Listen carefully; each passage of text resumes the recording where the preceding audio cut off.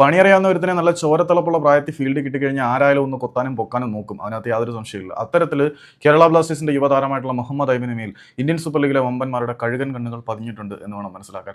3ഓളം ISL super ക്ലബ്ബുകൾ ഐമൻ എന്ന യുവതാരത്തിൽ കണ്ണുവച്ചിട്ടുണ്ട് എന്നാണ് അറിയാൻ കഴിയുന്നത്.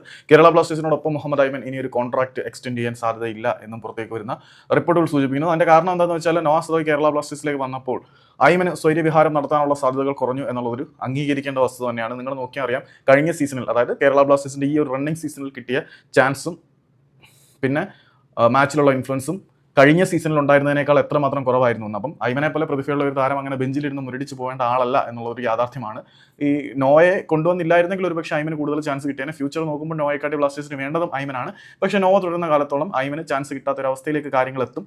അല്ലെങ്കിൽ പ്ലേയിങ് ടൈം ലിമിറ്റ് ചെയ്യുന്ന ഒരു ക്ലബ്ബായിരുന്നുവെങ്കിൽ കുഴപ്പമില്ല, മോഹൻ ബഗാൻ സൂപ്പർ ജയൻസ് പോലെ ടൈറ്റിൽ വിൻ ചെയ്യുന്നുണ്ട്, പ്ലേയിങ് ടൈം ലിമിറ്റ് ചെയ്താലും എന്നൊരു പോസിബിലിറ്റി ഉണ്ടായിരുന്നുവെങ്കിൽ അവരുടെ പ്രൊഫൈലിന് നല്ലതായിരുന്നു. നിലവിലെ ബ്ലാസ്റ്റേഴ്സിൽ നിന്നും പോകുന്നതാണ് ഐമന് നല്ലത്. ഏതായാലും നെക്സ്റ്റ് ട്രാൻസ്ഫർ വിൻഡോ ഓപ്പൺ ചെയ്യുമ്പോൾ ഐമന് വേണ്ടിയിട്ടുള്ള ബാർഗെയിനിങ്ങും നെഗോഷിയേഷൻസും മറ്റു വമ്പൻ ക്ലബ്ബുകൾ ആരംഭിക്കും. കേരള ബ്ലാസ്റ്റേഴ്സും ചർച്ചയ്ക്ക് വാതിലുകൾ തുറന്നിട്ടിരിക്കുകയാണ് എന്നാണ് മനസ്സിലാക്കേണ്ടത്.